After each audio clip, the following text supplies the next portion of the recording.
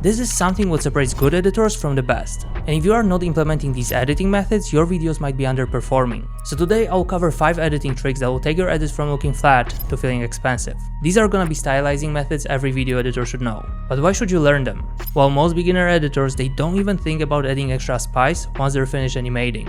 They finish an edit, leaving it flat and boring. And this is the difference between good and the best, just going that extra mile. Sometimes just one effect, if used properly, can make a big difference. So in this video I'll give you the tools, but you as an editor need to decide when to use them. All techniques you're gonna learn today is my secret sauce I constantly add to my videos. Most of them can be created in less than 15 seconds. But wait for number 3 because this is an effect you will most likely use over and over again. I also bet you didn't know at least one of the stylizing methods we're gonna cover today. Starting with number 1. Once you have your clip, all you need to do is just select it, then hit Ctrl D in order to duplicate, and we're gonna apply an effect called Fast Box Blur. Over here in the blur radius, I'm gonna bump it up to around 60, and then you want to head over to modes by clicking this button over here, and I'm gonna change the mode to add. So this is gonna give us that beautiful glow. All we need to do is just suppress it a bit. So I'm gonna click on the upper layer, I'm gonna hit T in order to reveal opacity, and I'm gonna change it to 50%. So that way we got a beautiful effect. So let me just show you before and after. And you can do it literally for anything you want. Alright, on to the number 2. So number 2 is something I literally use all the time, which is basically applying textures. There's an amazing website called Texture Labs and they got plenty of free resources and I always use their stuff. This is not a promo, but I highly recommend to go over there and check out what they got. For example, here we have Grunge 340, so I'm just gonna drop it on the timeline and I'm gonna show you. So essentially all you need to do here is just head over to modes again, and I'm gonna change the mode to overlay. So this is already giving us that vintage picture style, and you can just check out other modes if something works better for you. And by the way, a pro tip, if you hold down shift and you click on the plus key, you're gonna be able to switch between modes very easily. Or you can hit minus key to go back. But something I usually use is overlay, and then I slap an effect called curves. And then with the curves I can adjust how much of the texture I see. So for example, I can drag down the shadows, bump up the highlights, and it already looks much better. So let me just play it back for you. So this looks pretty cool, but something I also do to blend it together a little bit more is just hitting T and changing the opacity to 50%. And yeah, you got plenty of textures and you can just experiment with different types of them. For example, scratches, grunges, or halftones. So now the number 3 is gonna be literally the best one out of all of them. So this is gonna be that computer screen look, kinda LED. So if you take a look at your monitor from a very close distance, you're gonna notice the pixels. So that's what we're gonna try to recreate. So there's plenty of tutorials on YouTube on this, but they are usually very long. But what we're gonna create here is gonna take significantly less time and we can achieve a pretty similar result. So for this, we're gonna use an animation instead of the levitating book. So I'm gonna head over to Motion Essence, and this is a perfect time for a promotion, but I'm gonna head over to say money, and I'm gonna take balance. Let's drop it over here. And here we got a ready animation. And by the way, guys, you can customize it however you want. You can just go into that pre-comp and change it to whatever you want. So that's how it's gonna look. Alright, but let me show you that beautiful LED look. Just so you know, for this comp, I'm using 1920 by 1080 in case if you want to recreate it to a T. But the first thing we want to do is actually create a new adjustment layer. So let's call it Effects 1, and we need to apply an effect called Grid. So here we're gonna need to mess around with the settings. So for starters, I'm gonna head over to the size from, and I'm gonna change the corner point to width slider, and just follow my settings. I'm gonna set up the width to 5.4, then I'm gonna change the border to 3.9. We're gonna invert the grid. I'm gonna change the blending mode to overlay. So pretty much like before, so now we can see everything underneath our adjustment layer. And then what we want to do is create RGB split out of these little dots. So first we're gonna need to have green on top, so I'm gonna head over to the color, and here you want to set up red to 0 and then blue to 0 as well. Let's hit OK. And to be honest, it already looks pretty cool, but we're gonna take it on a completely different level. So what we want to do now is just duplicate our grid, and we're gonna change the color to blue this time. So I'm gonna make sure to change green to 0, and I'm gonna set blue to 255. Let's hit OK. Then I'm gonna duplicate it one more time, and we're gonna go to this color this time, and we're gonna change it to red. You can just take that slider all the way up. Let's hit OK. And now the thing is that we still see green, so we need to mess around with the anchor. So what I'm gonna do is head over to that green grid, and I'm gonna change the anchor X to 961. So it's just gonna go slightly to the side. So now we can already see a little bit of blue over here, and now we need to uncover red. So for this, if we change the blue a little bit, we're gonna see our red color. So now instead of X in the grid 2, we're gonna change our Y to 539. And now you can notice our red color popping through. So it's already giving us that computer screen vibe, but we're not done. We need to make it even better. So for now, we can actually close down these effects. And another effect we're gonna need is curves. So over here, I'm gonna head over to blue, and we're just gonna add a little bit of blue to the highlights. And this is reminding way more of the screen. And we can still see our RGB split over here. So now everything that has contrast, we want to make it a little bit more contrasty. And there's an effect for this, which is called unsharp mask. So now let's mess around with the settings over here. I'm gonna change the amount to 25. And now nothing has really happened. So we need to play around with the radius. So over here, we're gonna set it to around 50.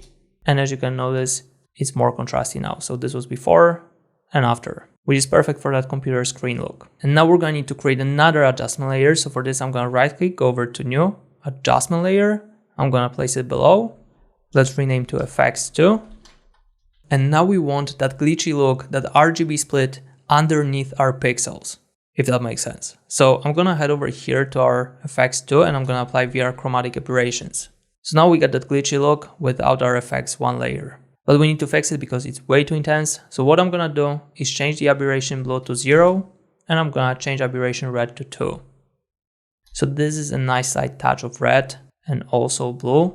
And this is gonna help us a lot with the screen look. So before and after. By the way, guys, on my white background over here, I got vignette, and also this is not fully white. So I highly recommend to use something below white. That way it's gonna look the best. So now we want to add an effect from bulky TVs. They were kind of convex. So for this, we're gonna apply an effect called CC lens. So this is an interesting look, but we're gonna need to fix it. So I'm gonna go over to size and I'm gonna change it to 165. And now we get that concave look. And we need to flip it so it's convex. So for this, I'm gonna head over here to convergence and I'm gonna set it up to -85. Actually, you know what? We can set it up to -80. So this is reminding of that bulky TV. And the problem is that we got this black area over here. So in order to fix it, I'm gonna apply transform and I'm gonna bump up the scale to the moment whenever we don't see the black edges. All right, so this seems to be perfect and we already got a fire look. And now something I highly recommend using is glow effect. So I'm gonna add glow effect to our balance and check it out, how it nicely spills all over the place. And remember guys, you can always play around with the intensity. So for example, I can go to the opacity in our FX1 and change it to 50%. So this is a slider touch, but I really like how it looks with opacity at 100%. This is such a fire effect. So you can use it for literally anything. I can even drop that book over here. Here you have it, how it looks. So without and with. Also looks like computer screen. I also prepared Google search image over here. So I'm just gonna put it above, take the balance over here and check it out. So this is perfect. And also I feel like it's bumping up the quality. So if I disable it, check it out how bad it looks over here. And with RFX, it's so much better. I'm just gonna real quick take another animation from here. So here we have before and here we have after. And by the way, you can also customize it. All right, on to the effect number 4 that is gonna spice up your edits, and I use it all the time for my intros. And this one is so quick to create. All we need to do is just go over to new, adjustment layer. I'm gonna rename it to blur, and we're gonna apply CC radial blur. So now I'm gonna bump up the amount to 4. And now I'm gonna make sure this layer is selected. Then I'm gonna press and hold the ellipse tool and just go over here in case if you were at rectangle tool. And we're just gonna double click this. So now we got a circular mask, so all we need to do is just invert it, and I'm gonna open up the properties for the mask. Here in the mask feather, I'm gonna change it to 200, and I'm gonna decrease the expansion to get our blur closer to the book. Alright, so that's how it's looking, and now we're gonna need another adjustment layer on top, and let's apply transform, and we're just gonna zoom in to get rid of these edges. So this is a perfect effect to help the viewer focus on the middle. We can also bump up the amount over here. But I think it would be too much. I always use 4 over here. So our last effect that will make a difference for your edits is adding also a little bit of blur, but in a different way. So this is something I constantly use. You can see it on the screen right now. And this looks fire. This just adds that subtle touch of blur and it looks really good. So what we need to do here is just right click, go over to new, and this time we're gonna pick the solid. Let's call it fractal, and we're gonna hit enter. Over here, I'm gonna apply fractal noise. and we're going to need to play around with the settings. So you can just follow what I'm doing here. So I'm going to head over to the contrast and I'm going to change it to 238. Then I'm going to go over to the brightness and we're going to set it to -67. Then I'm going to open up the transform and I'm going to change the scale to 405. Here the complexity is going to be set to 20 and we're going to hold down Alt and we're going to click on the stopwatch over here. Here in the expression window, we want to type in time asterisk 150. Now click away and that way we got a map for our effect. So basically our effect is going to be only applied where you see white areas. So you're just going to be jumping all over the screen. So for this, we're going to need to create a new adjustment layer. I'm going to call it blur and we're going to make sure to apply compound blur to this. So now the problem is that our blur is visible on our fractal, so we can just place it lower. And what you want to do with the fractal is disable it, just like that. So now in order to make the blur work properly, we need to parent it to the fractal. So I'm going to go over to the blur and I'm going to change the layer for the blur to fractal. Now nothing's happened because we haven't applied effects and masks over here. So now I'm going to change the maximum blur to 10 and let's take a look at that. So now if I disable our blur, we're going to notice the difference. So you're just going to be moving all over the screen and this is an effect I use all the time. That's how it's looking and that's how it looked before.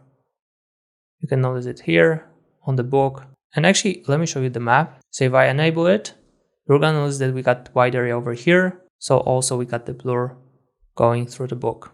And then the fun part begins once you know all of these effects and you start combining them. So for example, here you got CRT plus that blur. So hopefully these effects will help you out with spicing up your edits. For example, here we got one animation of mine, which we by the way created on the channel in case if you want to see it.